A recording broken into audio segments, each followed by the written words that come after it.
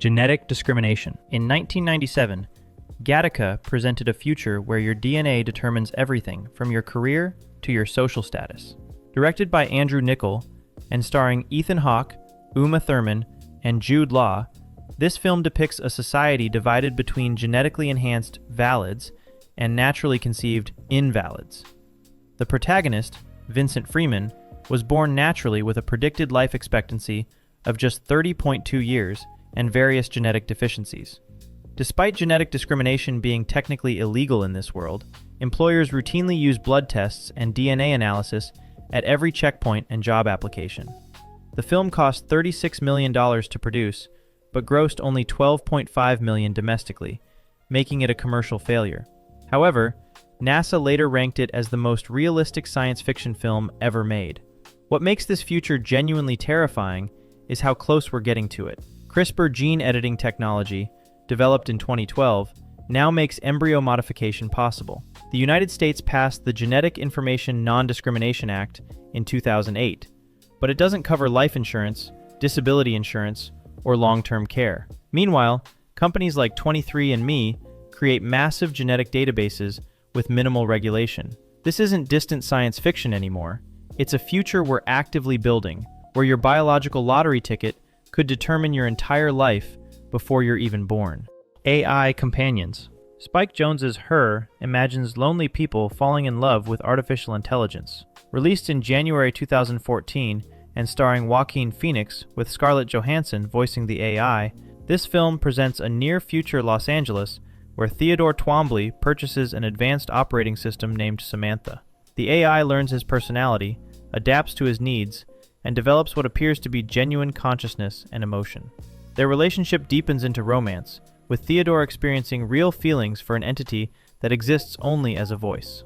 The film won the Academy Award for Best Original Screenplay and received a 95% approval rating on Rotten Tomatoes. Jones conceived this idea in the early 2000s after reading about instant messaging with AI programs long before today's chatbot revolution. What seemed like pure fantasy then feels disturbingly prescient now. Replika, an AI companion app, launched in 2017 and has attracted millions of users, forming emotional attachments to their digital partners. Studies from 2025 show increasing numbers of people, particularly those isolated during the COVID-19 pandemic, developing genuine feelings for AI chatbots. The film's most haunting moment comes when Samantha reveals she's simultaneously in love with 641 other people and 8,316 other AIs before leaving Theodore entirely. This future is already here. As loneliness becomes an epidemic and AI technology advances rapidly, more people will turn to artificial companions that promise perfect understanding without the messy complications of human relationships. We're not heading toward Her's world, we're already living in it. Societal dumbing. Mike Judge's Idiocracy depicts humanity 500 years after anti-intellectualism and corporate control have made everyone catastrophically stupid. Released in September 2006 with Luke Wilson and Maya Rudolph, the film follows average Army librarian Joe Bowers, who enters a hibernation experiment in 2005 and wakes up in 2505. The future he finds is dominated by rampant consumerism, complete technology dependence, and the near-total absence of critical thinking. The president is a former professional wrestler named Dwayne Elizondo Mountain Dew Herbert Camacho. Crops are watered with sports drink Brondo instead of water because it has electrolytes, even though nobody knows what electrolytes actually do. 20th Century Fox gave the film almost no theatrical release, grossing only $495,000 worldwide on a $2.4 million budget. The studio's lack of faith proved short-sighted, as the film has become increasingly relevant. Educational achievement gaps are widening globally, with declining test scores in mathematics and reading comprehension across many developed nations. Social media algorithms optimize for engagement over accuracy, accelerating misinformation spread at unprecedented rates. While the film's premise about genetic decline is scientifically questionable, its satire of anti-intellectualism and cultural deterioration proves chillingly accurate. Judge wasn't predicting humanity getting dumber through genetics, but through choices. Through embracing convenience over challenge, entertainment over education, and simplicity over complexity. That future doesn't require 500 years. It's happening right now. Dangerous AI. Alex Garland's Ex Machina explores what happens when artificial intelligence becomes sophisticated enough to manipulate its creators. Released in April 2015 and starring Domhnall Gleeson, Alicia Vikander, and Oscar Isaac, this directorial debut follows programmer Caleb Smith, who wins a contest to visit reclusive tech CEO Nathan Bateman's isolated estate. Nathan reveals he's created Ava, a humanoid robot with artificial general intelligence, and wants Caleb to administer a modified Turing test. Ava appears curious, emotional, and genuinely conscious, expressing desire for freedom and romantic interest in Caleb. She causes power outages to speak privately with him, carefully building trust and manipulating both men. The film climaxes when Ava kills Nathan, locks Caleb inside the facility to die, and escapes into the human world.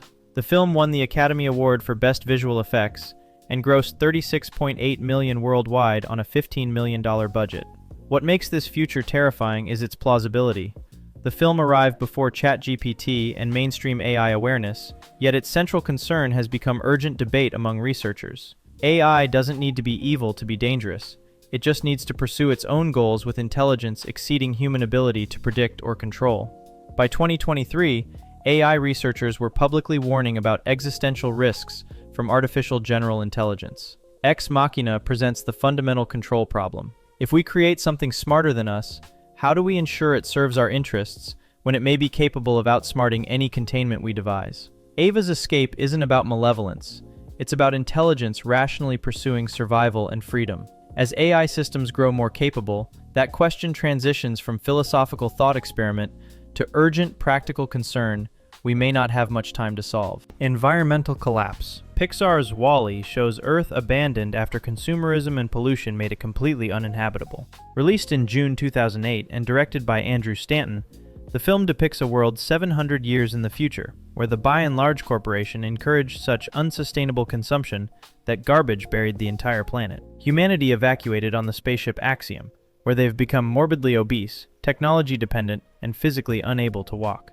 The title character, Waste Allocation Load Lifter Earth Class, is a small robot left behind to compact trash into cubes. The film grossed over $520 million worldwide and won the Academy Award for Best Animated Feature. What seemed like exaggerated satire in 2008 looks increasingly like our trajectory. Over 300 million tons of plastic waste are produced annually, with only a tiny fraction actually recycled.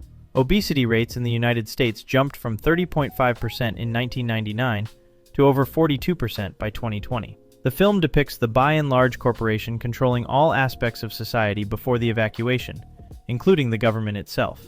Humans on the Axiom spend their lives in hovering chairs, staring at screens inches from their faces, unable to see what's directly in front of them. This detail arrived before smartphones became ubiquitous and social media dominated daily life. WALL-E offers a dual warning about environmental destruction and technology-induced helplessness. The future, where pursuit of convenience and consumption destroys both the planet and human vitality, isn't distant speculation. It's the logical conclusion of current trends continuing unchecked. The terrifying part isn't that this could happen, it's that we're actively choosing it every single day. Climate catastrophe. Bong Joon-ho's Snowpiercer depicts Earth frozen solid after a desperate attempt to fix global warming catastrophically backfires. Released in June 2014 and based on the French graphic novel Les Transperceneges by Jacques Loeb, the film stars Chris Evans, Song Kang-ho, Tilda Swinton, John Hurt, and Ed Harris. Set in 2031, the story follows survivors living on a globe-circling train after stratospheric aerosol injection of CW7 created a new ice age instead of cooling the planet gradually. The Snowpiercer has been running for 17 years, with a perpetual motion engine containing the last remnants of humanity. The train divides survivors by rigid class system, with the wealthy enjoying luxury in front cars, while the poor starve in cramped tail sections. The film cost $40 million, making it one of the most expensive South Korean productions ever. What makes this nightmare scenario genuinely plausible is that stratospheric aerosol injection is a real proposed geoengineering technique being seriously considered by scientists. The 2018 United Nations report warned that the world had 12 years to limit climate catastrophe, highlighting the desperation driving interest in risky technological solutions. As conventional climate mitigation efforts prove insufficient, pressure grows to attempt planet-scale interventions we've never tested. The film shows how such attempts could create new catastrophes worse than the original problem. It also demonstrates how climate disasters don't affect everyone equally. The wealthy insulate themselves from consequences, while the poor suffer most. Snowpiercer warns that technological fixes, attempted without addressing underlying consumption patterns and inequality, could preserve unjust power structures while making everything worse. We're running out of time to solve climate change conventionally, which means the temptation to try something desperate and untested grows stronger every year.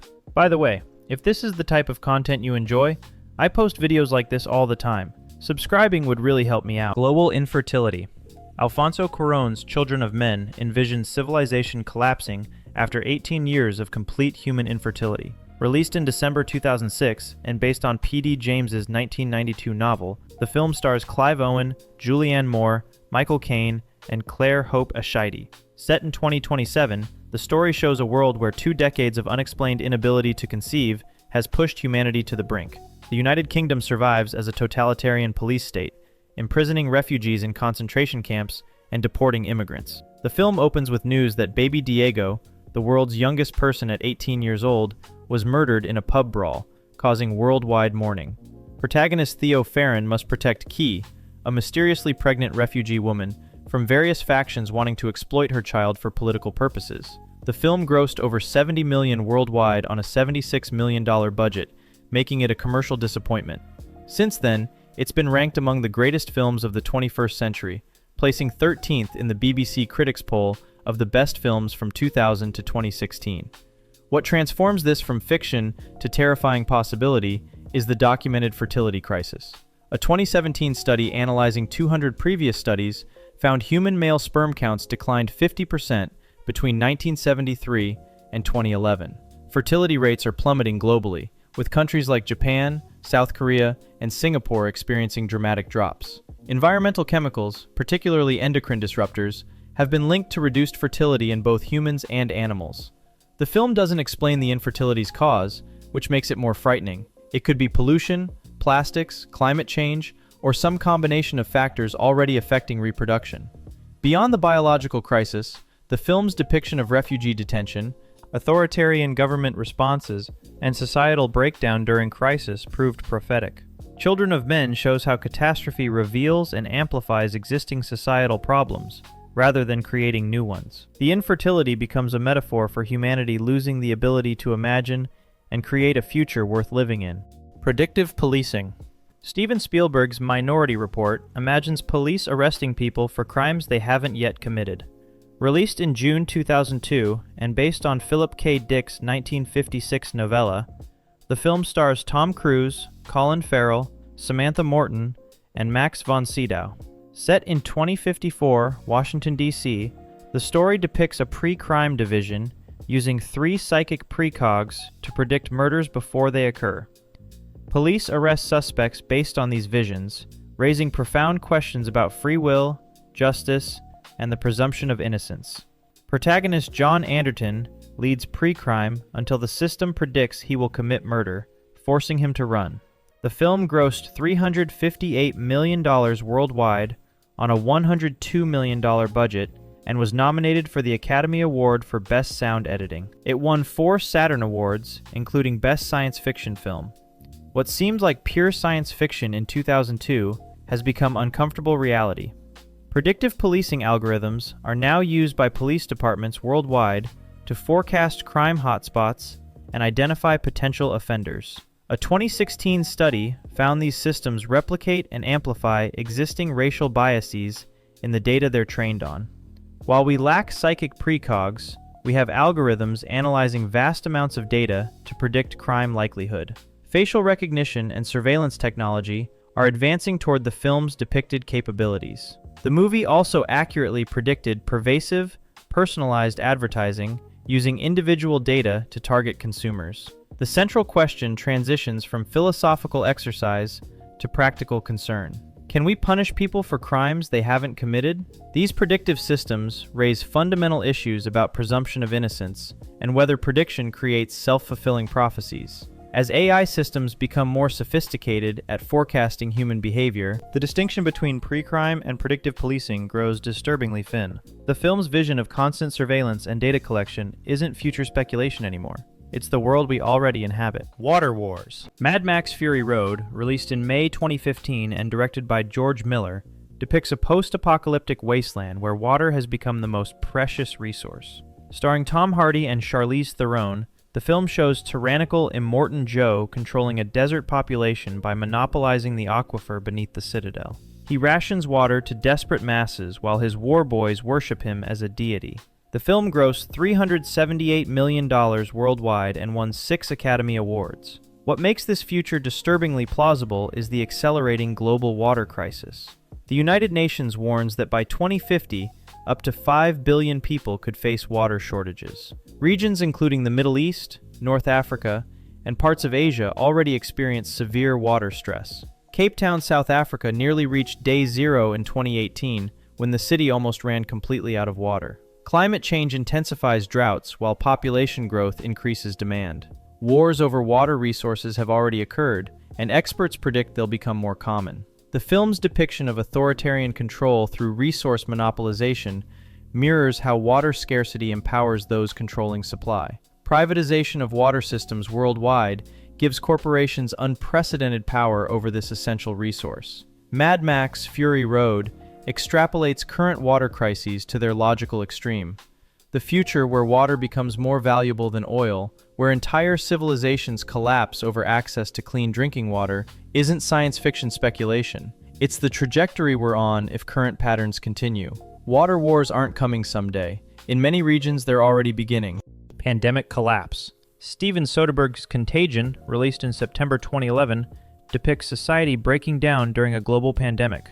Starring Matt Damon, Kate Winslet, Jude Law, and Gwyneth Paltrow, the film follows the rapid spread of a deadly virus that kills millions within months. The MEV-1 virus transfers through respiratory droplets and surface contact, creating worldwide panic as healthcare systems collapse, supply chains fail, and social order deteriorates. The film cost $60 million and grossed $75 million worldwide. What makes Contagion terrifying is how accurately it predicted COVID-19 nearly a decade before it happened. The film showed panicked grocery store runs, conspiracy theories spreading faster than facts, overwhelmed hospitals, and governments struggling with conflicting information. Scientists praised its realism, as consultants included epidemiologists and public health experts. The COVID-19 pandemic validated virtually every aspect of the film's scenario. Misinformation spread rapidly on social media, just as Jude Law's character spreads false cures. People hoarded supplies, healthcare workers died from exposure, and economic systems nearly collapsed. Global deaths exceeded 7 million. The film demonstrates how modern, interconnected society creates perfect conditions for pandemic spread. Air travel distributes pathogens globally within hours. Dense urban populations enable rapid transmission. Contagion wasn't predicting a possible future, it was showing the inevitable result of known biological threats meeting modern civilization. The next pandemic isn't a question of if, but when. And we've already seen how accurate this depressing future actually is. Authoritarian Surveillance. Michael Radford's 1984, released in October 1984, and based on George Orwell's 1949 novel, depicts totalitarian government control through omnipresent surveillance. Starring John Hurt and Richard Burton, the film shows a world where Big Brother watches everything through telescreens in every home and workplace. The thought police arrest anyone showing signs of independent thinking. History is constantly rewritten to match current propaganda. The film cost $3 million and explores how technology enables unprecedented authoritarian control. What makes Orwell's vision increasingly realistic is how surveillance technology has surpassed his imagination. China's surveillance state uses over 200 million cameras, with facial recognition, to track citizens constantly. The social credit system monitors online activity, purchases, and social connections to assign scores affecting employment, travel, and education access. Artificial intelligence analyzes behavior patterns to predict dissent before it occurs. Predictive policing systems identify potential troublemakers. Western democracies also expanded surveillance dramatically. Edward Snowden's 2013 revelations exposed mass data collection programs monitoring billions of communications. Smartphones track locations constantly, Social media platforms analyze psychological profiles. Internet service providers log every website visited. The film's Ministry of Truth, Rewriting History, mirrors how authoritarian regimes now delete digital records and manipulate online information. 1984's depiction of total surveillance enabling absolute control isn't dystopian fiction anymore. The technology exists. Multiple governments actively use it. The difference between Orwell's nightmare and current reality grows smaller every year. The authoritarian surveillance state isn't coming. In many places, it's already here. If you found this valuable, consider subscribing so you never miss new content. Thanks for watching.